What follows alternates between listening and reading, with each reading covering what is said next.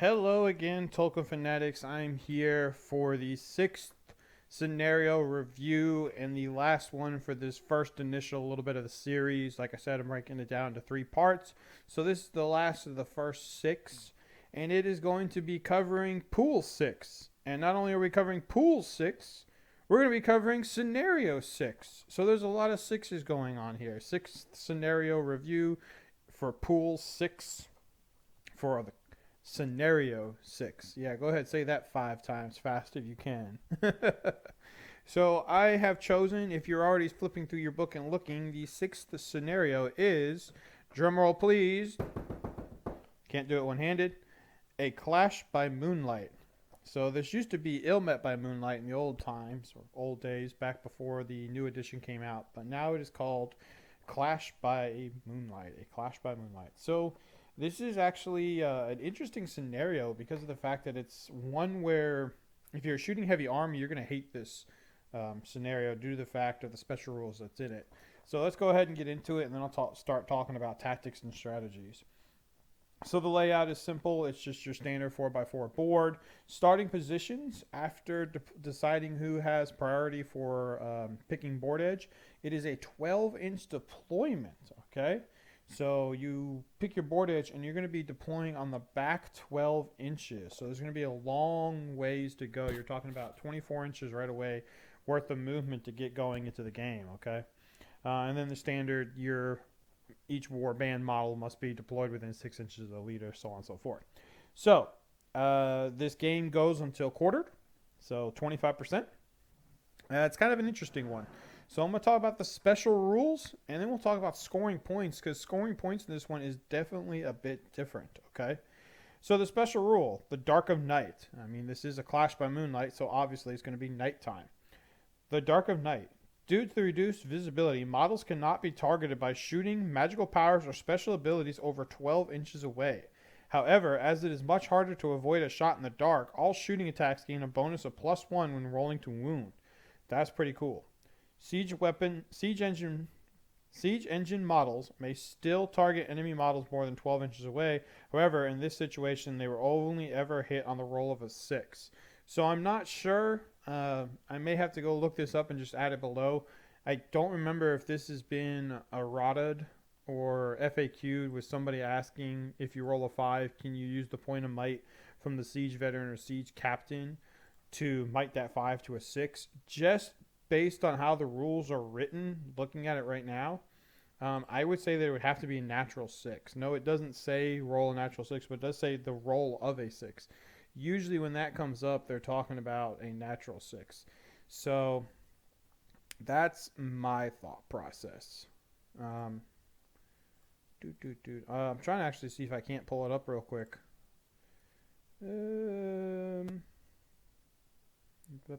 Lords of Battle.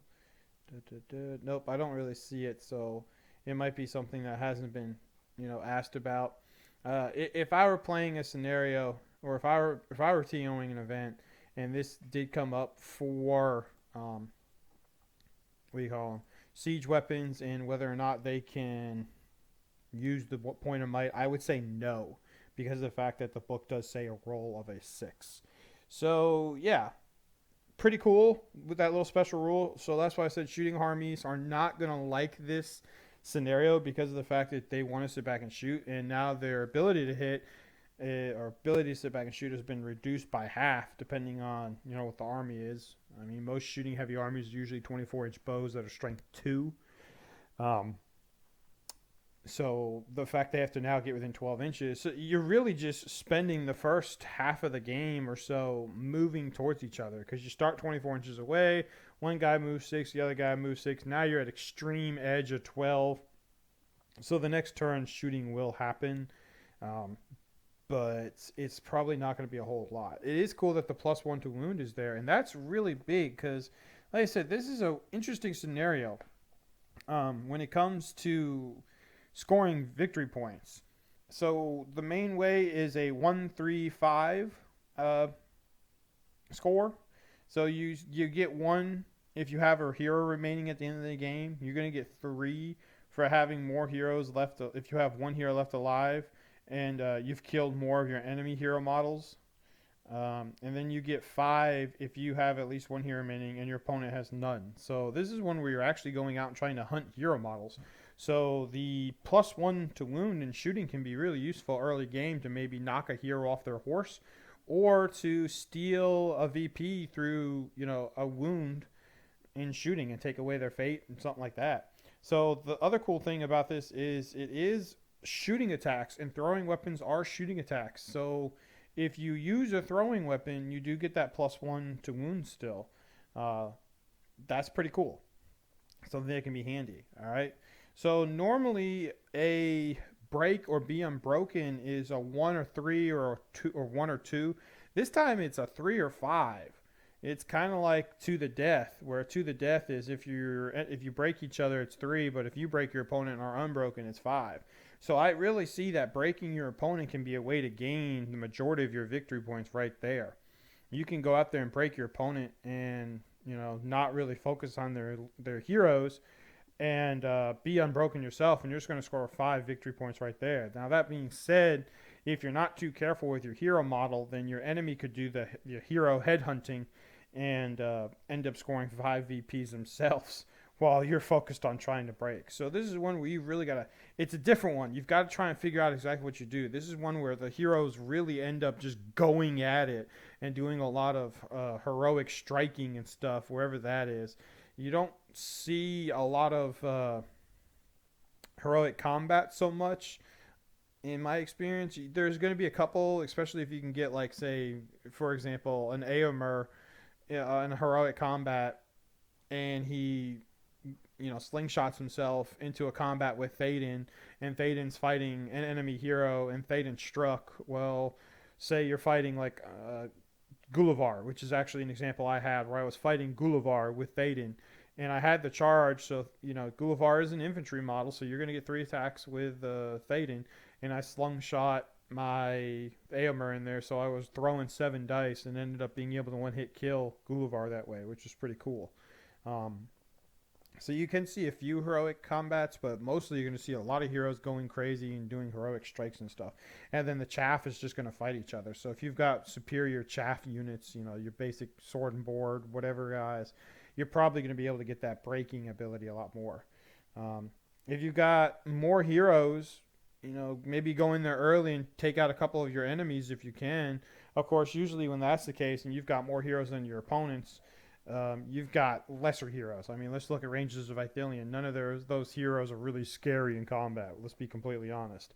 However, if Rangers of Ithilien is going against, say, let's just a good little good versus good, Numenor, and Numenor, their heroes are Isildur and Elendil.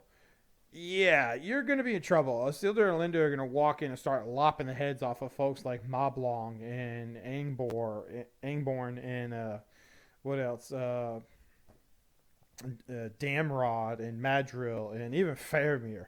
So that's a scenario where it's like, okay, what do you want to do? Maybe that's where you go ahead and use that +1 buff and try and shoot them and knock them off their horses and take away their killing power.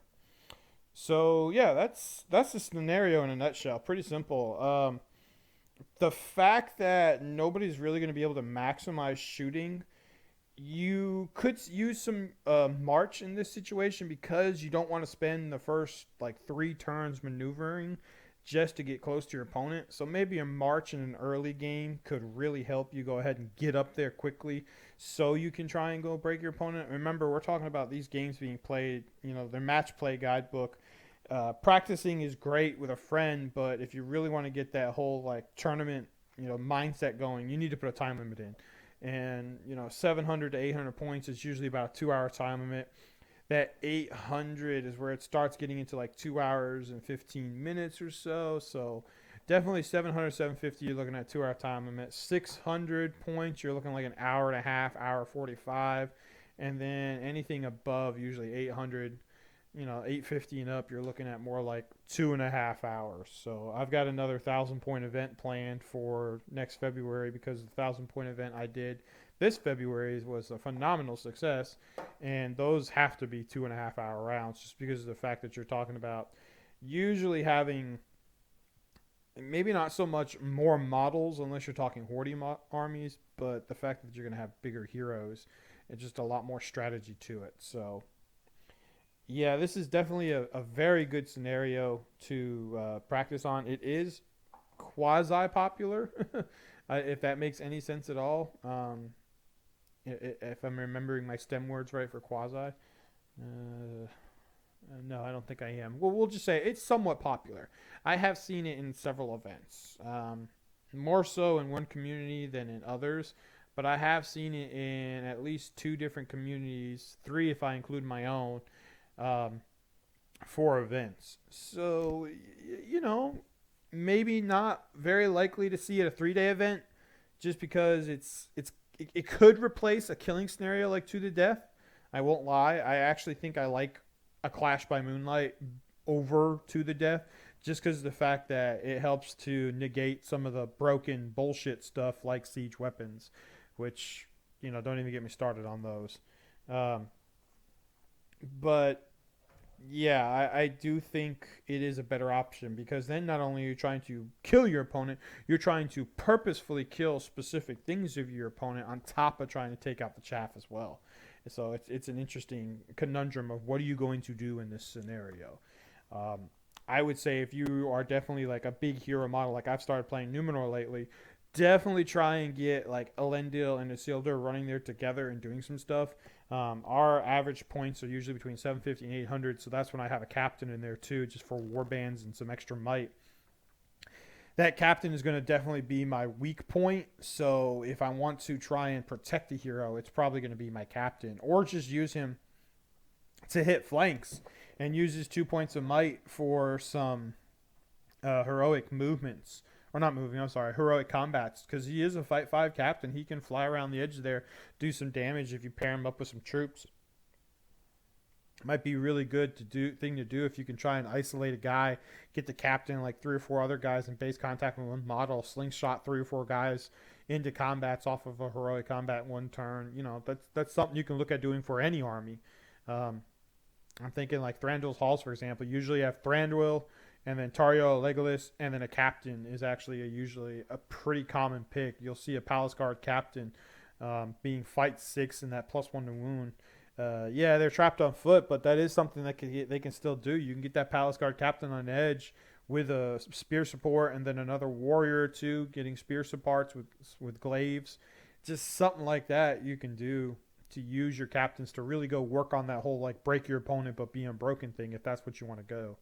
And then the last couple of victory points, I haven't talked about these, but I'll make them real quick. It's the leader victory points. So if you're looking to try and maybe, again, get a couple cheeky VPs early on, use your shooting against your opponent, their leader. The +1 to wound might be able to steal some fate points real early. Or again, you just take them off their horse if they're mounted. Something you can do to really make sure you get a couple extra VPs wherever you can get them, because I feel like, I will say, this is a scenario where it is kind of hard to get some VPs especially if you match up against an army that's a perfect foil for yours. Again, going back to, like I said, Gullivar, obviously Angmar, and then I was playing Rohan, which, yeah, they're a good army, but Courage 2 troops, they're not very easy to get charging in, especially with the negative penalty. I mean, the negative taking them down from Courage 3 to Courage 2, I believe, if I'm remembering. Yeah, that sounds right. So bodyguarded troops was really useful there. But yeah, that's about everything for Clash by Moonlight. I hope you guys got something useful out of this. Thanks for listening. This is going to be the last one. I said I was going to try and get all 18 done by like the end of October or November, something like that. I'm thinking I'm probably going to get the next series of 6 probably the last 3 months of this year in, and then start 2022 with the next series of 6, because I got a few other things I'm trying to work on to get some other content in. Some of it's MESBG related, some of it's not. So if you're not a fan of any Lord of the Rings content outside of MESBG, I'm sorry, you're probably not going to be a fan of that. But I think most folks are that play MESBG, because it's just, a love for Tolkien. It's pretty universal. But that all being said, thank you everyone for for following along. Thank you for everyone who new subscribers. I picked up a couple with this series. Old subscribers. Thank you, Elliot. Elliot, you know who you are out there. I can't remember your last name. I think it's Shilling Saw. Thank you, Elliot, for the great idea for doing this series. I think it's been really cool and really fun to do, to talk about.